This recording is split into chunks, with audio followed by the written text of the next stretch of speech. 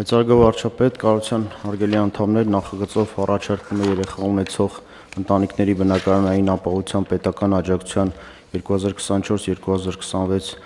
թվականների ծրագրով նախատեսված վճարումները կատարելու համար 25 թվականի երկրորդ եռամսյակի բյուջեն համալրել լրացուցիչ ֆինանսական միջոցներով։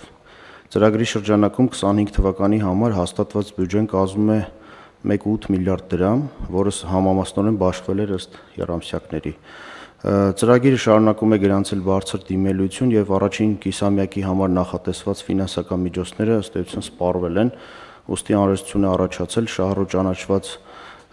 հանձանց շրջանում վճարումներ իրականացնելու համար հատկացնել լրացուցիչ 300 միլիոն դրամ շուրջ 410 շահառու ընտանիքների համար։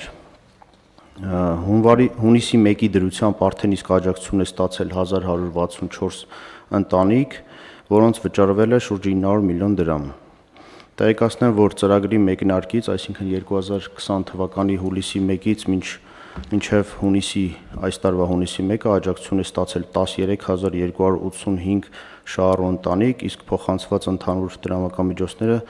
կազմում են շուրջ 9.5 միլիարդ դրամ։ Աջակցություն ստացած շահառուների թվի աճը պայմանավորված է ծրագրի վերաբերյալ ակտիվ իրազեկման աշխատանքներով եւ պոտենցիալ շահառուների շրջանում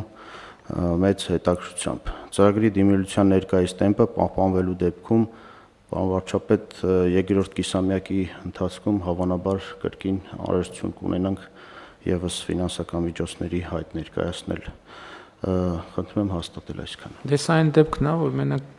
հաճույքով կկայացնենք ֆինանսական միջոցների ավելացման որոշումը, որովհետև հիշեցնեմ հարգելի գործընկերներ, խոսքը ընտանիքում երեխայի ծնվելու կապակցությամբ բնակարան ձեռք բերելու հարցում ընտանիքներին աջակցություն ցուցաբերելն է։ Ինքը բազմաշերտ ծրագիր է, 3-4 դեպք է նախատեսված, մի դեպք է, երկու դեպք է նախատեսված։ Հա, սկզբից լայն էր, հետո մենք ավելի հասկանալի եւ պարզ դարձրինք ծրագիրը եւ ակնհայտորեն մեր հաջողված ծրագրերից է եւ մենք հատկացնում ենք առաջին երեխայի ծնվելու դեպքում եւ նաեւ հաջորդ երեխաների ծնվելու դեպքում էլ ենք աջակցություն տրամադրում։ Կարճ բովանդակությունը ծրագրի հիշեցնեք, պարոն Ղաչի։ Ծրագիրը ունի երկու բաղադրիչ, առաջի բաղադրիչով եթե ընտանիքը ունի արդեն երկու անչափահաս, առնվազն երկու անչափահաս երեխա եւ ցանկանում է տուն ձեռք բերել մարզային բնակավայրում որևէ, ապա այդ դեպքում պետությունը աջակցում է կանխավճարի տեսքով, այսինքն կանխավճարին որոշակի ավելացում է կատարում եւ երկրորդ բաղադրիչը արդեն երբ երեխա է ծնվում այն ընտանիքում, որտեղ ընտանիքը ունի հիպոթեք, այդ դեպքում առաջին եւ երկրորդ երեխայի ծննդի դեպքում մինչեւ 500,000 դրամ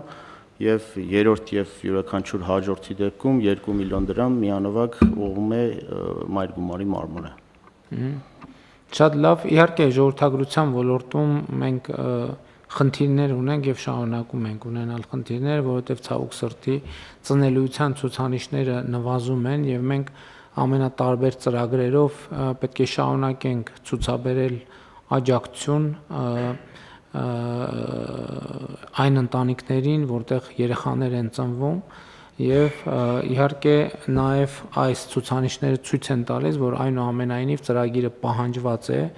բայց մենք հույս ունենք, որ այս եւ մյուս ծրագրերի եւ ընդհանուր առմամբ երկրում մթնոլորտի բարելավման եւ ապագայի նկատմամբ ավելի մեծ վստահություն կառուցելու արդյունքում մենք կարողանանք ժողովրդագրության ոլորտի, ծնելիության ոլորտի խնդիրները հաղթահարել։ Սա իհարկե տեղի չի ունենա 1-2 գործողությամբ, մենք ընդունել ենք ժողովրդագրության ոլորտի ռազմավարություն եւ այդ ռազմավարությունը պետք է հետեւականորեն իրականացնենք, որպեսզի կարողանանք մեր խնդիրները լուծել, ինչը չի նշանակում, թե այն որոշումները, որ այսօր կայացրել ենք, սպառիչ են, մենք անդադ պետք է հետևենք process-ներին, որովհետեւ ժողովրդագրության մեջ մենք իհարկե ծնելիության խնդիրն է, որը մեզ որոշակի ինդիկացիա է տալիս, բայց մյուս կողմից էլ մեր համոզմունքն այն է, որ եթե օրինակ նախադպրոցական կրթությունը, հանրակրթությունը չլինեն հասանելի հանրապետության բոլոր բնակավայրերի բոլոր երեխաների համար, մենք խնդիրը չենք լուծի, որովհետև իրականում այդ երևույթը, երբ որ ժողովրդագրությունը ինքը բազմաշերտ երևույթ է եւ նաեւ մարդիկ բազմաթիվ գործոնների հաշվառումով են կայացնում որոշումներ եւ իհարկե երկրում ընդհանուր սոցիալ-տնտեսական բարոյահոգեբանական անվտանգային միջավայրը եւ ապագայի նկատմամբ հավատը շատ էական դեր ունեն այս գործընթացներում, այնպես որ այստեղ մենք մեր գործունեությունը հետեւողական պետք է շարունակենք իրադրության բարելավման ուղղությամբ։ Համեցեք։ Պարոն վարչապետ, ծնելիության հետ կապված ունենք հետեւյալ ուրեմն իրավիճակը ըստ վերջին պաշտոնական հրապարակումների մենք պտղաբերության գործակցով վերջին 30 տարվա մեջ ամենաբարձր ցուցանիշն ենք գրանցել։ Սա նշանակում է, որ մեկ կնոջ հաշվով մենք ամենաշատ երեխա ունեցել ենք 23 թվականին, վերջի հրապարակում 23 թվականին է 1.9 գործակից եւ 94 թվականից հետո նման բարձր ցուցանիշ չենք ունեցել, բայց զուգահեռ ունենք ծնունդների բացարձակ թվի նվազում, այս է իրավիճակը։ Բայց դա ինչի է դա կապված, ասենք այն դա կապված է պոտենցիալ ծնողների թվի նվազմամբ, այսինքն մեր բնակչության սեռատարիքային կազմը, ծնողները, ովքեր մտնում են արդեն մայրերը, ովքեր մտնում են մայրանալու տարիք եւ զուգահեռ նաեւ մայրանալու առաջին ուրեմն երեխա ունելու տարիքը զուգահեռ բարձրանում է, այսինքն պոտենցիալ ծնողների թիվը նվազում է, բայց մեկ կնոջ հաշվով ծնված երեխաների թիվը աճում է։ Շատ լավ։ Այսպիսի պատկեր ունենք։ Մի բան էլ հիշեցնեմ, որ նախորդ տարի մենք ծրագրում մի բարեփոխում կատարեցինք, որ սահմանամերձ բնակավայրերում եթե կան հիպոթեկներ եւ այն բնակավայրերում, որտեղ դպրոց կամ մանկապարտեզ է կառուցվում, այդտեղ աջակցությունը ավելացում է 50%-ով եւ մենք սահմանամերձում գրանցել ենք 9 ուրեմն դեպք, որտեղ 50% ավել աջակցություն են ստացել եւ երկու բնակավայրի դեպքում էլ դպրոց կամ մանկապարտեզ։ Քանի դեպք է արձանագրել։ Ընդհանուր 11, որից 9 սահմանամերձում։ Շատ լավ։ Այդ 11 ընտանիքի մասին է խոսքը։ Դե այդ են թվերը չեն, որ մեզ կարող են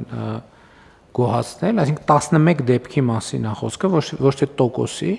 11 դեպք, որ